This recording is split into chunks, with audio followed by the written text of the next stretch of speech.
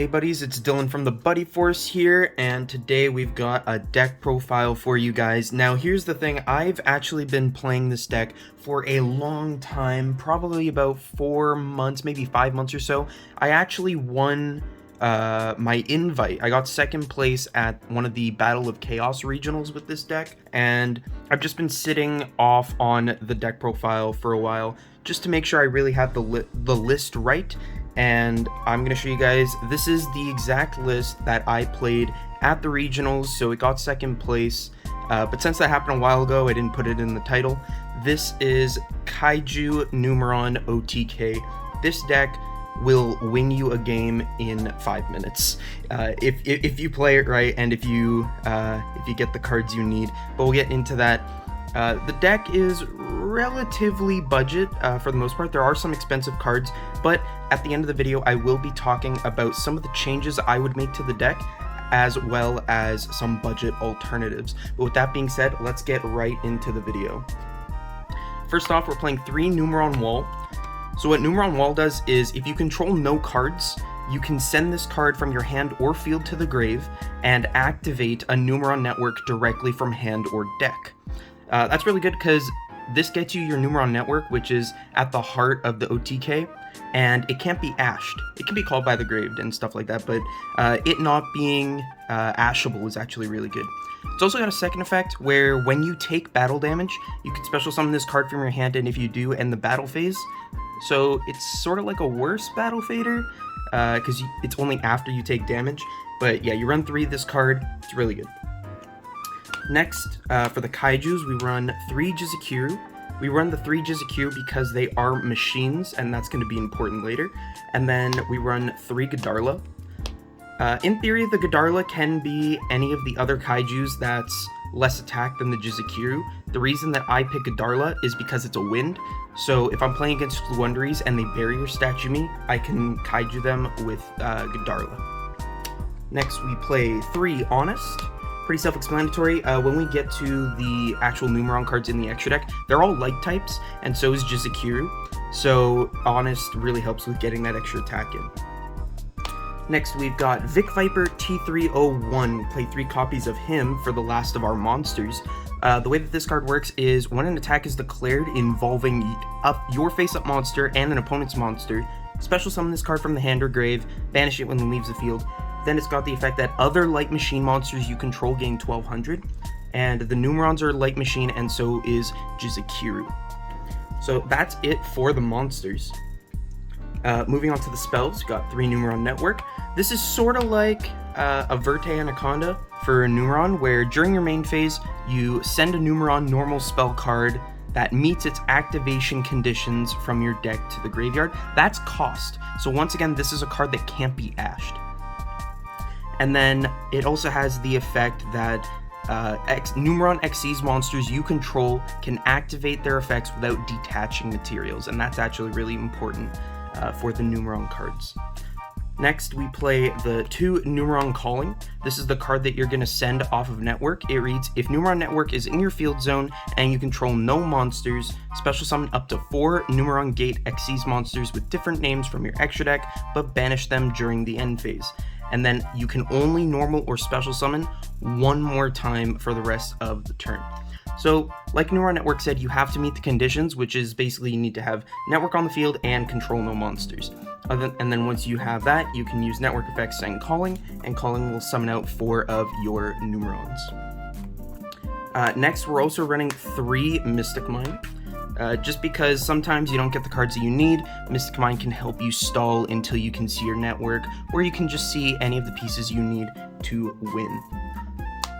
To get you your field spells, we're playing 3 Demise the Land.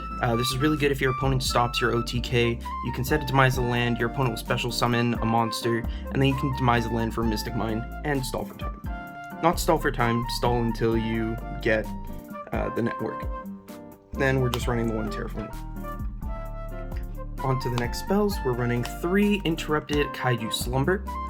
This is for the Kaijus, and remember it has the grave effect, which does come in handy quite a bit, where If this card is in the graveyard and it wasn't sent there this turn, you can banish this card from the graveyard to add a Kaiju monster. And it really helps being able to get that extra Kaiju to clear out your opponent's board. Next, we're playing 3 limiter removal. This card is absolutely nuts.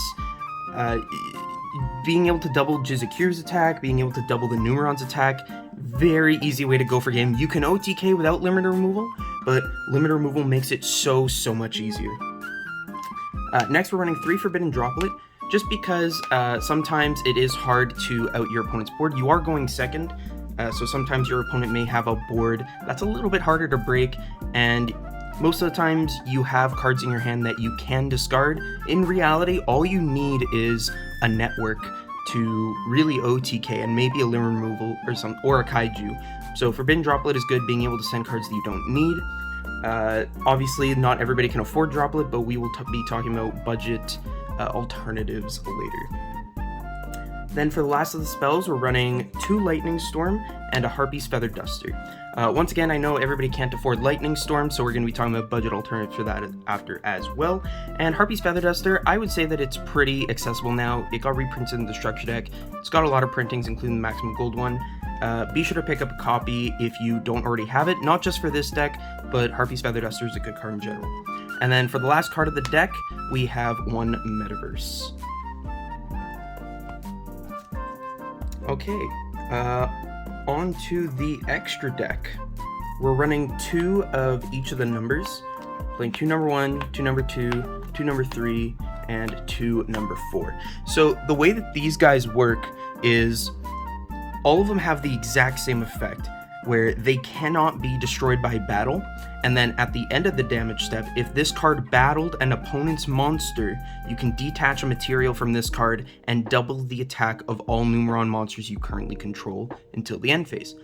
So that's why Network says that you can activate Numeron monsters without detaching, because when you summon these out with calling, you're not going to have any materials underneath them. So the way that the OTK pretty much works is you'll have calling and then 4 of these guys. Let's pull them out here. So you'll attack with one of them and its effect will double the rest. So that means these guys, they're all at 2,000. Then another one will attack and it'll double again, which means they're all at 4,000. And then they will attack again.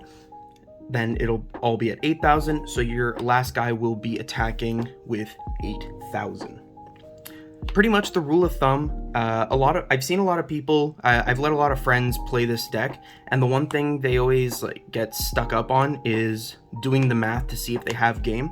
Very easy way of knowing if you have game is if your opponent has 1 monster on the field and its attack points are between 1,000 and 4,000 attack, you win the game. If it's outside of that range, if it's less than 1,000 or it's more than 4,000, that's not 8,000 damage. And that's because you need to get the double effect at least twice in order to have enough attack points for game. So for example, just pull this back here. Let's say your opponent has a monster with less than 1,000 attack. You attack with the first gate. They'll take X amount of damage. Let's say it's a 0 attack monster. They take 1,000. And then your monsters will double, so these will all be at 2,000. That's only 6,000 damage, which means you've done 7k. Other way around, if the monster is at 4,100, so you'll attack and it'll double, they'll all be at 2. Attack and double, they'll all be at 4. Attack and double, they'll all be at 8. But then when you attacked with your 4,001, your opponent still has the monster on board, which means they're only going to take 3,900 damage if they had a 4,100 attack monster on the field. So yeah, rule of thumb, as long as your opponent has 1 monster between 1,000 and 4,000, then you have enough for game. That's why we run the Kaijus, because in theory you can give your opponent either Jizukiru or Godarla and still win the game. We're also running 1 copy of C1. I think it's only come up a couple times for me, but the way that it works is that you can Xe summon this card by using number 1 Numeron Gate Ecom, which is this one. You can overlay onto it, and when it's summoned, it will banish all monsters on the field, including your own. And during your next standby phase, if this card was banished, you can special summon this banished card And if Numeron Network is in your field zone, inflict damage to your opponent equal to the combined attack of all banished Xyz monsters. So if you make C1, that means you're banishing number 2, 3, and 4. And that means that on your next standby phase, your opponent's going to take 3k if you still have your network up. Alright, that's it for the Numeron cards. Next, we're playing Nova, Makaba, and Eldon. These are Dogmatica targets. Like I said, I haven't actually changed this list in quite a while, at least the extra deck, and I just keep these in here just in case. I think something that you could do is you could replace these with Waking the Dragon's targets, like Ultimate Falcon, or even Cyber End Dragon would be good because it's an OTK deck. And yeah, but I just keep these in here as Dogmatica targets. It almost never comes up. It has come up a few times, but I like having them in here. Yeah, you're definitely, one of the things that I could change or potentially see myself doing is switching those out for Waking the Dragon targets. And then we're running 3 Link monsters for the last of our extra deck. We're running 1 Avermax, 1 Megaclops, and 1 Appaloosa. Appaloosa is mainly for if your opponent makes you go first. A lot of the times what I see people do in this deck is if they have to go first, they'll just pass. But what you can do is you can use Network to summon out your 4, and you're allowed to special summon 1 more time, so you can make an Appaloosa so that you have 4 negates for your opponent's turn. Avermax is really good. It comes up quite a bit actually, especially when you don't have enough life points to give in order to go for game the normal way, because obviously depending on the attack points of your opponent's monster, you're crashing a lot and you're taking a lot of life points. And if it's turn 3 or 4, you might not have enough life points to go for game the normal way. Avermax is a good way to get around that. And then we have Megaclops. Megaclops, I found out just last night at Locals. It's really good against the Brandon matchup, just because it's unaffected by other monster effects except for Xyz, and it can't be destroyed by battle except with an Xyz monster. So, really, Branded Despia, the only way that they get rid of this is with Super Poly. It's also got another fun effect where you can target an Xyz monster in your grave, and 1 card your opponent controls, and special summon that monster from your graveyard. And if you do, you attach the opponent's card to it as material for the rest of the turn, and then any damage your opponent takes is halved. That's it for the extra deck. This is one of the rare times I'm going to show you guys the side deck, because I think the side deck's important, and it sort of falls into the changes that I would like to make. For the monsters, we're running 3 Lava Golem. Basically just a Kaiju, but for 2 monsters. You don't really use your normal summon anyways, so Lava Golem, good card. And its attack is between 1 and 4,000, which means you can go for game if it's the only monster on board. Then we're running Inspector Border. Oh, sorry. There we go. 3 Inspector Border. This is for if your opponent makes you go first. It's kind of fun just ending on like an Inspector Border and a Mystic Mine. Most opponents can't really do anything, and then on your turn, you can always just put out Network, or if the border gets removed. But yeah, I really like Border in here. Once again, it's another stun card and helps you stall, and it's a machine, so, and a light. It takes advantage of limit removal as well as Honest. Next, we've got some going first cards. Got 3 Solemn Judgment. I might take this out and switch it out for something else. Very rarely when I'm going first do I actually side in the Solemn Judgments, but I kept them here just because it makes sense to have something for going first. But yeah, I'm not too sure about keeping it in. I'll probably switch it out eventually. Then we run 3 Heavy Storm Duster. It's just more spell and trap removal, especially for when you're going first. It does come in handy a lot. I do side this in, especially against the Eldritch matchup. Just being able to pop their back row really quickly is nice. And then our last card is Red Reboot, just so that if you know your opponent's playing a very trap-heavy deck, you can go for game. Okay, so that's it for the deck. I just want to talk to you guys about some changes that I would make, as well as some budget alternatives. First thing I would talk about is Lightning Storm. I know Lightning Storm is not the easiest card for people to get. It is quite expensive, so you could easily switch out the 2 copies for Regeki. You are running Feather Duster, so it really all depends on what you're more worried about, is the monsters or the spells and traps. So you could either play 2 Regeki, or you could play 2 more Twin Twister or 2 more Cosmic Cyclone. But I think Regeki would be an okay replacement. The other thing I wanted to talk about is Forbidden Droplet. So I actually didn't play Forbidden Droplet originally in my list. I actually played a different card, which I might actually swap my side deck for. Take out those Solemn Judgments that I was talking about, and it's 3 copies of Psychic Fervor. For those of you who don't know what Psychic Fervor does, during the battle phase, you target one face-up monster your opponent controls, you lose life points equal to its attack, and if you do, that monster's attack is doubled, but it can't attack directly.